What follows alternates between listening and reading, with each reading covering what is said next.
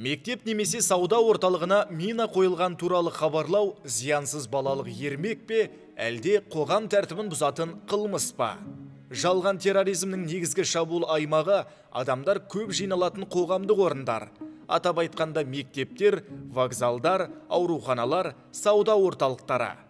Жалған террористің түпкі мақсаты объектінің жұмысын тоқтату, немесе іс-шараны бұзу.